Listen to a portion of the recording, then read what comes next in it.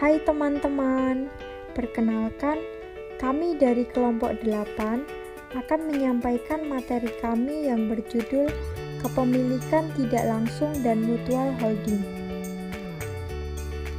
Di sini kami beranggotakan 5 orang.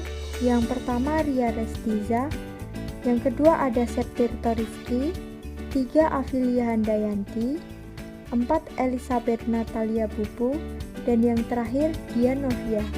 Implementasi ajaran taman siswa yang relevan dengan materi akuntansi keuangan lanjutan 2 pada bab kepemilikan tidak langsung dan mutual holdings.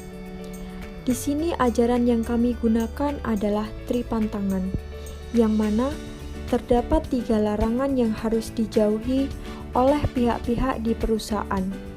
Pertama, pantang menyalahgunakan kekuasaan, karena kepemilikan tidak langsung perusahaan menggunakan struktur ayah anak cucu, jadi memiliki peluang akan sistem menutupi atau membela kesalahan kerabat.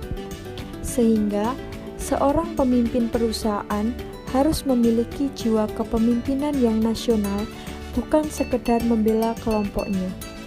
Lalu yang kedua, pantang menyalahgunakan keuangan. Seseorang yang diberi tanggung jawab untuk mengelola keuangan perusahaan tidak boleh korupsi. Maka, dalam membuat laporan keuangan konsolidasi perusahaan harus sejujur-jujurnya atau sesuai dengan kondisi yang sebenarnya. Yang ketiga, pantang menyalahgunakan kesusilaan, di mana seseorang yang sudah bersumpah jabatan sebagai akuntan tidak boleh ingkar atau menyimpang dari standar akuntansi perusahaan induk dan prosedur konsolidasi untuk kepemilikan tidak langsung maupun mutual holding, dan juga harus menjaga nama baik instansi atau tempat dia bekerja. Struktur afiliasi terhadap kepemilikan tidak langsung. Kepemilikan tidak langsung adalah investasi yang memungkinkan investor untuk mengontrol atau mempengaruhi secara signifikan dalam melakukan suatu keputusan investasi. Yang pertama, struktur afiliasi induk anak cucu. Sebagai contoh, struktur afiliasi tidak langsung pada bagan di bawah ini, di mana B secara langsung memiliki 70% kepemilikan perusahaan A dan B secara tidak langsung memiliki 56% kepemilikan perusahaan B yang berasal dari 70% dikali 80%. Untuk hak minoritas memiliki 30% dari saham A dan hak minoritas memiliki 44% dari saham B yang berasal dari 30% dikali 80% ditambah 20%, sehingga terjadi konsolidasi P, A, dan B. Yang kedua, hubungan afiliasi.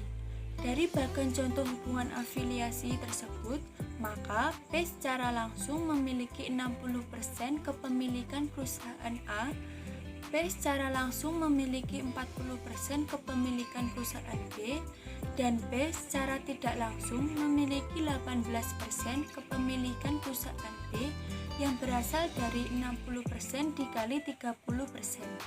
Maka total kepemilikan atas saham B adalah 58% atau 40% ditambah 18%. Untuk hak minoritas memiliki 40% dari saham A dan hak minoritas memiliki 42% dari saham B atau dari 30% ditambah 40 dikali 60%, sehingga terjadi konsolidasi P, A, dan B.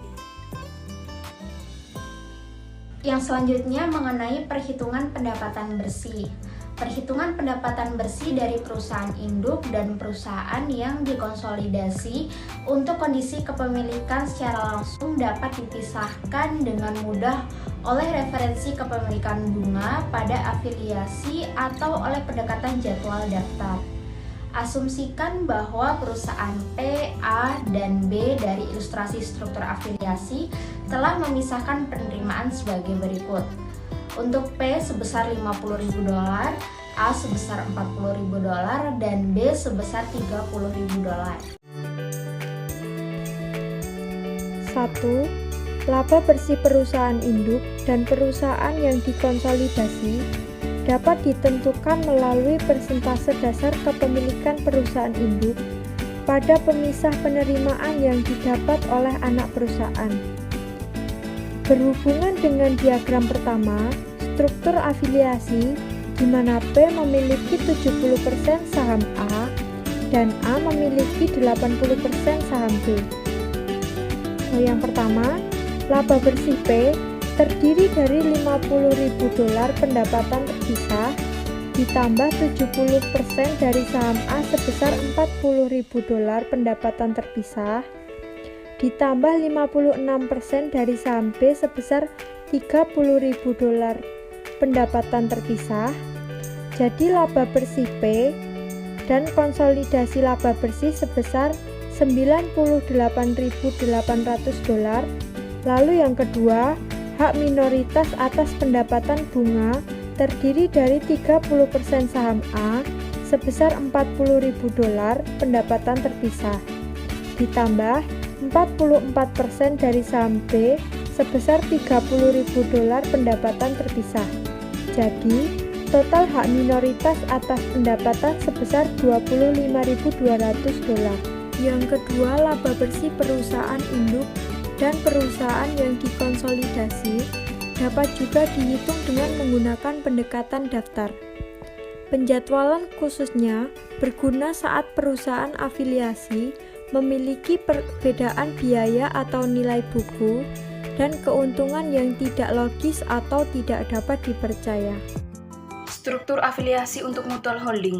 Mutual holding adalah sebuah tipe khusus dari kepemilikan tidak langsung pada perusahaan-perusahaan diafiliasi yang secara tidak langsung dimiliki oleh perusahaan-perusahaan itu sendiri, di mana perusahaan induk memiliki P memiliki 70% dari S memiliki 10% dari P.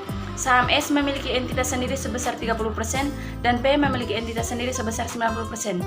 Saham perusahaan induk yang saling memiliki mungkin dihitung dengan salah satu pendekatan modal saham keuangan atau dengan menggunakan pendekatan secara konvensional. Melalui pendekatan saham pembendaharaan saham perusahaan untuk yang dimiliki oleh anak perusahaan dipertimbangkan terhadap entitas yang dikonsolidasikan. Terdapat dua pendekatan saham perbendaharaan, yaitu yang pertama, investasi pada saham perusahaan induk dipelihara atau dikendalikan dengan metode biaya.